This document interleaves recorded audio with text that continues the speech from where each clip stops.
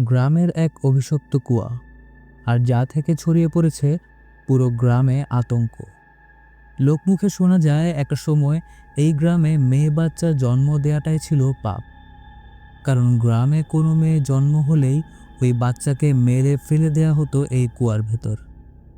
একটা সময় এই কুয়া অভিশপ্ত হয়ে যায়, আর একে একে গ্রামবাসীদের জীবন নিতে শুরু করে। এরই মাঝে মায়ের অসুস্থতার খবর পেয়ে এক পরিবার গ্রামে আসলে ভয়ানকভাবে ফেঁসে যায়। কি হলো তাদের সাথে, আর এই কুয়ার আসল রহস্যই বা কী? এ সকল প্রশ্নের সাথে শুরু করতে যাচ্ছি আজকের গল্পের এক্সপ্লেনেশন, যার নাম হচ্ছে কালী কুহি। বৃষ্টিমুখর অন্ধকার রাতে গোটা গ্রাম তখন ঘুমিয়ে। এর মাঝে জঙ্গল পেরিয়ে লম্বা হাতুড়ি নিয়ে কি যেন বিড়বিড় করে এগিয়ে চলেছে একটা লোক। এসে থামলো বাঁশবাগানের পরিত্যক্ত কুয়ার সামনে। ক্ষিপ্রতার সাথে একের পর এক হাতুড়ির আঘাতে কুয়োর উপরের অংশ ভেঙে বড় বড় চোখ করে ভিতরে চেয়ে রইল। হঠাৎ দেখা গেল কুয়ার মধ্যে এক রহস্যময় আলোর আভা, যা ধীরে ধীরে বাড়তে থাকে, আর একটা হাত লোকটাকে চেপে ধরতেই শোনা যায় তার মরণ চিৎকার। নিকষ অন্ধকারে কুয়া থেকে একটা বাচ্চা মেয়ে বেরিয়ে এসে গ্রামের দিকে হাঁটা দিল। মানুষ তখন সাইকেলে বাড়ি ফিরছিল। টর্চের আলোয় দেখে মেয়েটা রাস্তার মাঝে দাঁড়িয়ে বৃষ্টিতে ভিজছে। মানুষ তখন তাকে জিজ্ঞাসা করে, "কি রে, এত রাতে এখানে কি করছিস? তুই সঞ্জয়ের মেয়ে না?" কোনো উত্তর আসলো না দেখে মেয়েটিকে সাইকেলের পিছনে বসিয়ে গ্রামের দিকে রওনা দিল। দ্রুত প্যাডেল করে জলকাদা টপকে সাইকেল ছুটিয়ে সঞ্জয়ের বাড়ি পৌঁছে লোকটা ফিরতেই দেখল পেছনে কেউ নেই। অন্যদিকে এক বৃদ্ধার বাড়িতে মেয়েটা দরজায় কড়া নাড়ল। এত রাতে কেউ তো আসার কথা নয়। দাদি ছুটে গিয়ে দরজা খুলতেই অসহায় মেয়েটাকে এমন অবস্থায় দেখে ভেতরে আনলো। "এই মেয়ে, তোর নাম কি? তোর বাবা কে?" মেয়েটা ঠান্ডা গলায় বলল, "আমার তারাগি কোথায়?" দাদি ভয়ার্ত দৃষ্টিতে আলোয় মেয়েটির মুখ দেখতেই ভয়ঙ্কর এক চিৎকার করে সেখানেই অজ্ঞান হয়ে যায়। এখানে বলে রাখি যে এই তারাগি মানে হলো কালো সুতোয় বাঁধা এক তাবিজ, যা সদ্যজাত শিশুদের কোমরে বাঁধা হয়, যাতে করে সকল বিপদ আপদ থেকে রক্ষা পায়। মেয়েটা নিঃশব্দে ছাদের ঘরটায় প্রবেশ করে দরজা লাগিয়ে দেয়। সেদিন সকালে শিবাঙ্গী বরফের গোলা নিয়ে মনের সুখে মায়ের সাথে স্কুল থেকে বাড়ি ফিরছে। আজ ওর অঙ্ক পরীক্ষা বেশ খারাপ হয়েছে, তাই বাবার থেকে বাঁচানোর জন্য মাকে মানাচ্ছে। প্রিয়ার অবশ্য মুড বিগড়ে আছে, কারণ দর্শন বলেছিল স্কুলে আজকে মেয়েকে আনতে যাবে, কিন্তু বাড়ি ফিরে দেখে মনে হলো ওর হাবভাব অন্য কথা বলছে। দর্শন বলল মায়ের শরীর অসুস্থ, তাই সপরিবারে এখনই গ্রামে যেতে হবে। প্রিয়া তেমন প্রতিক্রিয়া দেখালো না। মেয়েকে নিয়ে গ্রামে যেতে সে রাজি নয়, কারণ শাশুড়ির সাথে ওর সম্পর্ক বরাবরই খারাপ। স্বামী স্ত্রীর বাকবিতণ্ডার পর অবশেষে প্রিয়া যেতে রাজি হলো। সন্তানের সামনে এইসব নিয়ে ঝামেলা করা শোভা দেয় না। রেডি হয়ে কোনো রকমে বেরিয়ে পড়লেও গ্রাম পৌঁছাতে বেশ দেরি হয়ে গেল। পাঞ্জাবের প্রত্যন্ত গ্রামের কাঁচা পাকা রাস্তা দিয়ে গাড়ি এগিয়ে চলেছে। গ্রামের সরু গলিতে গাড়ি ঢুকবে না, তাই মহল্লার বাইরে গাড়ি পার্কিং করে গলিপথে এগিয়ে চলল। প্রিয়া লক্ষ্য করল গ্রামের বেশ কিছু বাড়ির সদর দরজায় সুরক্ষার জন্য নিম পাতার সাথে লাল সুতো বেঁধে ঝোলানো। দর্শন সদর দরজা ভেতর দিয়ে খুলে প্রবেশ করলে বোঝা গেল এটা শুরুতে দেখানো সেই বাড়িটা, অর্থাৎ ওই বৃদ্ধা দর্শনের মা। দরজা খুলল পাশের বাড়ির সত্যমাসি। শিবাঙ্গীর দাদি মানে দর্শনের মায়ের শরীর খারাপের পর ইনি তার দেখাশোনা করছেন। সেই রাতে কি হয়েছিল সেটা এখনও ধোঁয়াশার মধ্যে আছে। ডাক্তার হসপিটাল নিয়ে যেতে বললে সে রাজি হয়নি। শিবাঙ্গী তখন বাইরে পোষ্য টুইঙ্কেলের সাথে খেলায় ব্যস্ত। হঠাৎ ছাদের ঘরের দরজায় জোরে শব্দ হলো, কিন্তু তেমন কিছু নজরে পড়ল না। সারাদিনের জার্নির কারণে ঘুম ভাঙল একটু বেলা করে। দাদি এখনও অসাড় হয়ে পড়ে আছে। এদিকে শিবাঙ্গী এসছে শুনে সত্যমাসির বাড়ির বাপ মাহারা ছোট্ট মেয়েটা চাঁদনি দেখা করতে ছুটে এসেছে। একসময় ওরা দুজন খুব খেলতো। শিবাঙ্গী ওকে ঘরে আসতে বললে চাঁদনি কিছুতেই ভেতর ঢুকতে চায় না, শুধু ছাদের দিকে তাকিয়ে ভয়ে পিছিয়ে গেল। সে শিবাঙ্গীকে নিয়ে সাইকেল হাতে বেরিয়ে পড়ল মাঠের দিকে। দুজন ক্ষেতের ধারে বসে বেশ কিছুক্ষণ গল্প করল। চাঁদনি বলে, তুই সত্যমাসির বাড়ি চলে আয়, ওখানে থাকিস না, তোর দাদির ঘরটা খুব একটা ভালো না। কথার মাঝে ব্যাঘাত ঘটালো মেঘের গুরুগর্জন। চাঁদনি ওকে নিয়ে বৃষ্টি মাথায় করে বাড়ি ফিরে গল্পে বসল। চাঁদনি ঠিক করলো সে শিবাঙ্গীকে ভূতের গল্প শোনাবে, আর সেটা শুনে শিবাঙ্গীও রাজি হয়ে যায়। টেবিলে উঠে আলমারির উপর থেকে একটা পুরনো ডায়েরি নামিয়ে বলল, মাসিকে এটার ব্যাপারে ভুলেও বলিস না। এই ডায়েরিটা বেশ অদ্ভুত। সেখানে একের পর এক মেয়ের নাম লেখার সাথে ছিল একটা ছবি। চাঁদনি সেগুলো উপেক্ষা করে পড়তে শুরু করলো। আজ গ্রামে আবার একটি মেয়ে তাকে দেখেছে। পুরো গ্রামে অভিশাপ মহামারীর মতো ছড়িয়ে পড়ছে। প্রতিদিনই এক একজনের মৃত্যু। গতকাল যারা বেঁচে ছিল আজ তারা নিজের মৃত্যুর প্রহর গুনছে। ফাঁকা গ্রামের জমিতে দাঁড়িয়ে আমি আর মণি মহামারীর বিপরীতে দুই সাহসী বন্ধু। ভালোই সময় কাটছিল। হঠাৎ মণি কাউকে আসতে দেখে বলল, তুই পালা। দুজন আমরা হরিণের মতো তীর বেগে ছুটে চলেছি। মণি বাঁশবাগানের সেই কুয়াটার সামনে এসে থামলে ওর নাক মুখ থেকে কালো তরল পদার্থ বেরিয়ে আসতে থাকে। বুঝে ওঠার কিন্তু সময় পেলাম না। সেই ভয়ঙ্কর বৃদ্ধা এসে কাঁধে হাত রাখতেই মণিকে আর দেখা গেল না। তখনই সত্যমাসী এসে ডায়েরিটা কেড়ে প্রচণ্ড রেগে দুজনকে তাড়িয়ে দিল। এই ডায়েরিটা সত্যমাসী কোনোদিনই কাউকে পড়তে দেয় না, শুধু বুকে আগলে রাখে। বেচারা শিবাঙ্গী বোকার মতো বৃষ্টিতে ভিজছে। দর্শন কাল থেকে না খেয়ে মায়ের পাশেই বসে আছে। প্রিয়াকে খাবার আনতে দেখে রাগান্বিত সুরে বলল, এইবার মাকে একা রেখে কোথাও যাব না, মেয়েকেও যেতে দেব না। প্রিয়া বেশি কথা বাড়ালো না, মুখে বিরক্তির ছাপ স্পষ্ট। বাবার এমন অবস্থা দেখে শিবাঙ্গীও মুখে খাবার তুলল না। সেদিন সারা রাত ধরে বৃষ্টি হলো। কিছু একটা খড়খড় শব্দে আচমকা শিবাঙ্গীর ঘুম ভাঙল। ঘরে কারোর উপস্থিতি অনুভব করতেই আয়নায় একটা মেয়েকে দেখে চমকে ওঠে। ঘরের দেয়াল থেকে ইট নিচ থেকেই বেরিয়ে আসলে ওর ভিতর থেকে একটা তাবিজ বেরিয়ে আসতেই দমকা হাওয়ার মতো দাদি এসে বলল, ওটা আমায় দে। শিবাঙ্গী দাদিকে দেখে বাকরুদ্ধ।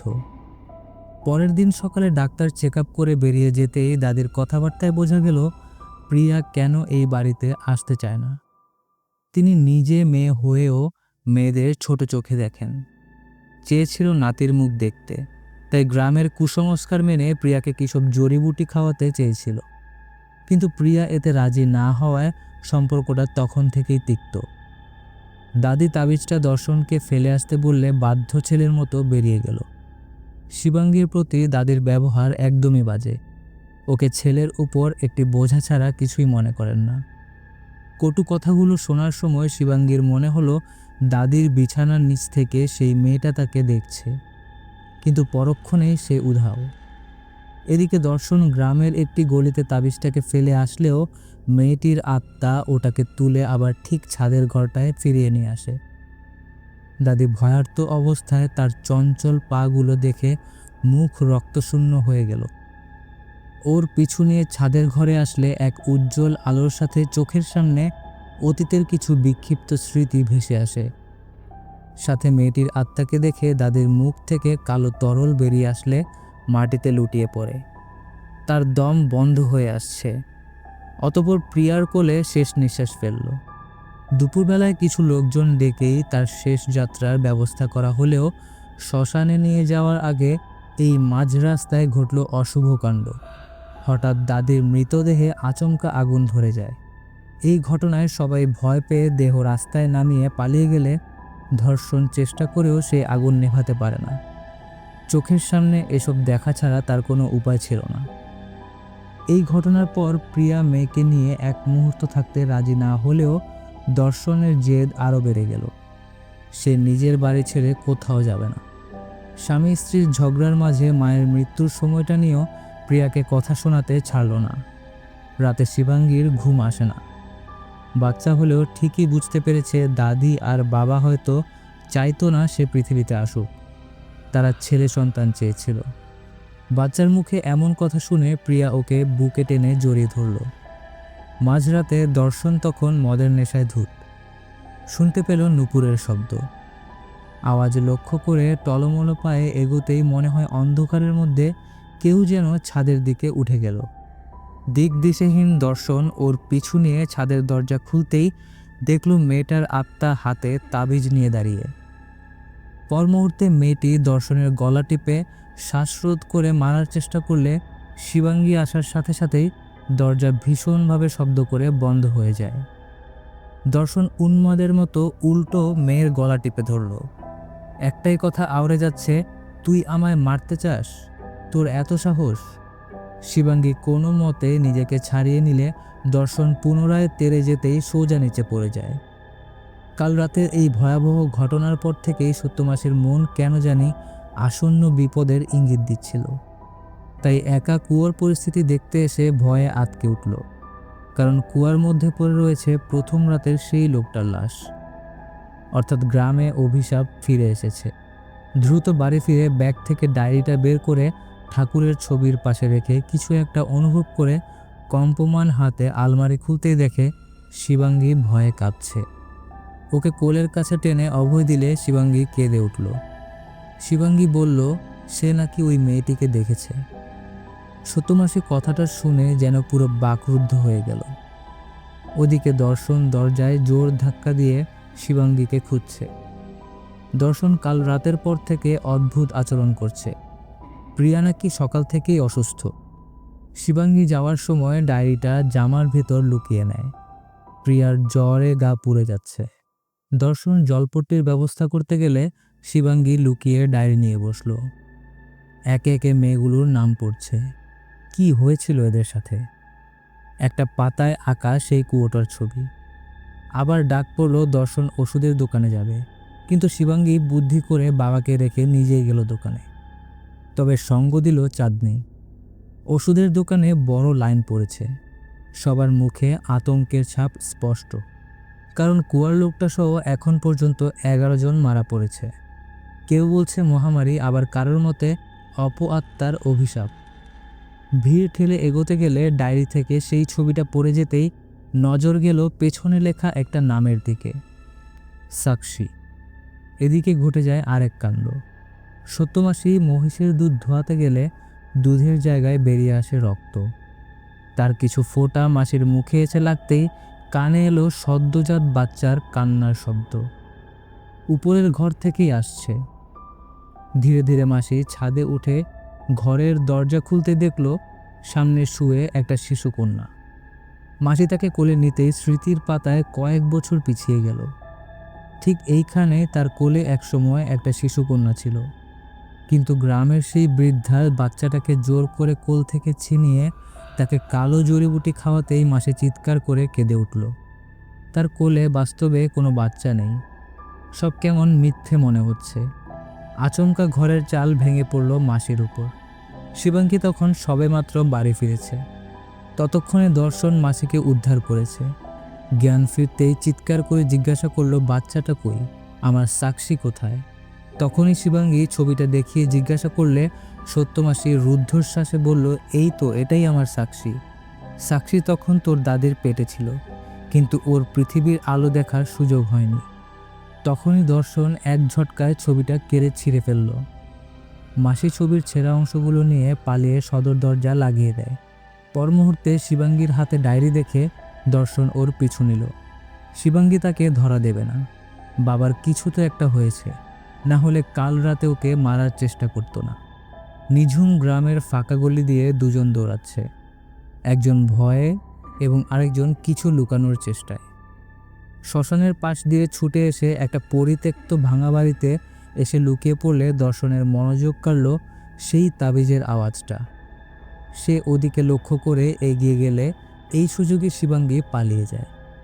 তবে সত্যমাসীর হাবভাবে ভীষণ পরিবর্তন এসেছে। ওই ছেঁড়া ছবিটা জোড়া লাগিয়ে পাগলের মতো আচরণ করে যাচ্ছে। কাপা হাতে সেটাকে ঠাকুরের ছবির পাশে রেখে প্রদীপ জ্বালিয়ে অনবরত পূজা করতে থাকে। ক্ষিপ্ততার দৃষ্টি যেন অশুভ শক্তির আসনি সংকেত দিচ্ছে। ঘোর কাটল শিবাঙ্গীর চিৎকারে, মাসি তোমার বই নিয়ে এসেছি। মাসি বই ছিনিয়ে নিতেই সে জানতে চায় এই গ্রাম ও তার পরিবারের সাথে কি ঘটছে। বাধ্য হয়ে মাসি তাকে ঘরে ডেকে শান্ত গলায় বলল, শিবাঙ্গী, এটা কোনো গল্প নয়, আমার লেখা এই গ্রামের এক অভিশাপের ঘটনা, যেটা সবাই জেনেও না শোনার ভান করে আসছে। গল্পে মনির সাথে যে মেয়েটা রয়েছে সেটা আমি তোর সত্য মাসি, আর ও কোনো সাধারণ প্রেতাত্মা নয়, কালীকুহির অভিশপ্ত আত্মা। তোর দাদি তখন জোয়ান, দর্শন হওয়ার পর বাড়িতে খুশির অন্ত ছিল না।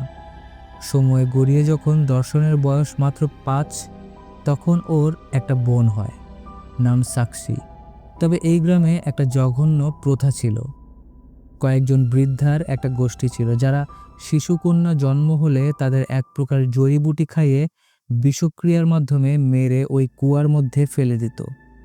শুধু সাক্ষী নয়, এইভাবে বহু মেয়ে ওখানে প্রাণ হারিয়েছে। কন্যা সন্তান জন্ম দেওয়াটাই ছিল এখানে পাপ। সময়ের চক্রে ওই বৃদ্ধাদের মৃত্যুর পর আমি তাদের দোষ লুকানোর জন্য কুয়োটা বন্ধ করে দেই। কিন্তু পাপের ঘোড়া পূর্ণ হলে একদিন ঠিকই তার কর্মফল ভোগ করতে হয়। আমাদের জমির এই অভিশপ্ত কুয়া কেউ একদিন খোলার পর সাক্ষীর অতৃপ্ত আত্মা জেগে উঠেছে। এখন তার অপূর্ণ আশা মেটানোর সময় এসেছে। শিবাঙ্গী পাগলের মতো ছুটে চলল বাবাকে খুঁজতে, কিন্তু দর্শন এক অদ্ভুত মুহূর্তে কুয়ার সামনে দাঁড়িয়ে। হঠাৎ ঠান্ডা গলায় মেয়েটা বলল, ভাই, আমায় ভুলে গেলি? তুই তো আমার জন্য তাবিজ বানাসনি। ওটা আমার ভাগ্যে ছিলই না, কারণ আমি মেয়ে হয়ে জন্ম নিয়েছিলাম। ভাবলাম তুই আলাদা হবি, কিন্তু রক্ত যে একই। কথাটা শেষ করতেই দর্শনের মুখ থেকে কালো তরল বেরিয়ে আসতে শুরু করলো। দম বন্ধ হয়ে সে সেখানেই মারা যায়। দূর থেকে শিবাঙ্গীর এই ভয়ানক দৃশ্য দেখা ছাড়া আর কোনো উপায় ছিল না। গ্রামের সবাই তখন পুজোর জন্য মন্দিরে ভিড় জমিয়েছে। প্রত্যেকের মনেই ভয় বাসা বেঁধেছে। হঠাৎ চাঁদনি পজেসড অবস্থায় সেই মন্দিরের বাইরে মাথা ঠোকাতে শুরু করলে মন্দির চত্বরে শোরগোল পড়ে যায়। এদিকে প্রিয়ার অবস্থাও ভালো না। শিবাঙ্গী বাবার ঘটনা জানিয়ে কান্নায় ভেঙে পড়ল। তাদের যেমন করেই হোক এখান থেকে পালাতে হবে।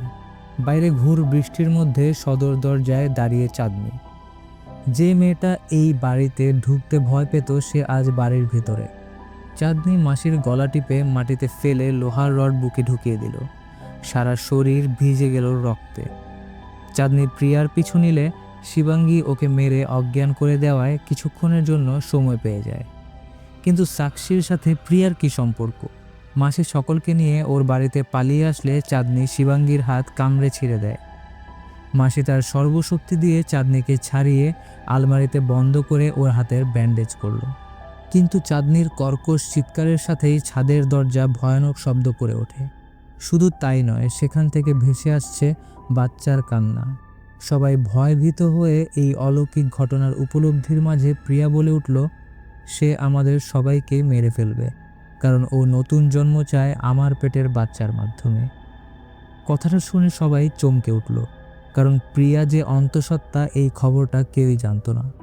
এতক্ষণে মাসি পুরো ঘটনার পিছনের আসল রহস্য বুঝতে পেরে শিবাঙ্গীকে বলে, তুই একমাত্র পারবি এই অভিশাপ চিরতরে শেষ করতে, কারণ তুই বর্তমান সমাজের নতুন ভাবমূর্তি। এই জন্য সাক্ষী তোকে নিশি বলে ডাকত। শিবাঙ্গী সাক্ষীর আত্মাকে অনুসরণ করে বাইরে আসতেই উজ্জ্বল আলোর সাথে তার দাদি ও বাবার আগের সময়ে ফিরে যায়। ছাদ থেকে দাদির ফেলে দেওয়া শাড়ির মধ্যে শিবাঙ্গীর ঢাকা পড়ে যাওয়া যেন সমাজের মেয়েদের দমিয়ে রাখা ও শিশুকন্যা হত্যার রূপক। শিবাঙ্গীর ভ্রম কাটার সাথে আবারও সাক্ষীকে অনুসরণ করে ছাদের ঘরে আসলে সামনে এক অদ্ভুত গর্ভাশয় দেখতে পায়। এটা থেকেই একসময় সাক্ষী জন্ম নিয়েছিল। কিন্তু সেদিন সত্যমাসির কোল থেকে গ্রামের বৃদ্ধারা তাকে ছিনিয়ে জড়িবুটি খাইয়ে কুয়োয় ফেলে দিয়েছিল। শেষ হয়ে যায় এই সমাজে তার বেঁচে থাকার স্বপ্ন।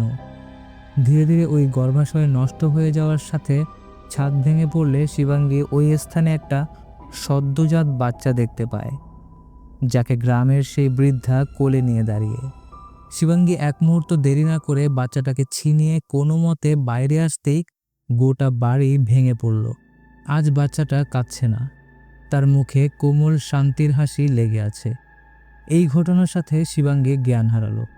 যখন ভোরে ঘুম ভাঙল, দেখে টুইঙ্কেলের পাশে শুয়ে। বাচ্চাটা কোথাও নেই। গ্রামের মেঠো পথ ধরে টুইঙ্কেলকে নিয়ে এগিয়ে চলল সেই অভিশপ্ত কুয়াটার দিকে। কিন্তু আজ ওখানটা ফাঁকা নেই, কারণ যুগ যুগ ধরে চলে আসা কন্যা সন্তান হত্যার এই জঘন্য প্রথা শেষ হওয়ার সাথে প্রতিটা মেয়ের আত্মা আজ মুক্তি পেয়েছে। সাক্ষীও তাদের মধ্যে একজন। আজ তারা সবাই নতুন সকাল দেখবে। সাক্ষীর আত্মা শেষ বিদায় দেওয়ার আগে শিবাঙ্গীকে দিয়ে গেল সেই তারাগিটা। এভাবেই এখানে শেষ হয়ে যায় এই গল্পের কাহিনী।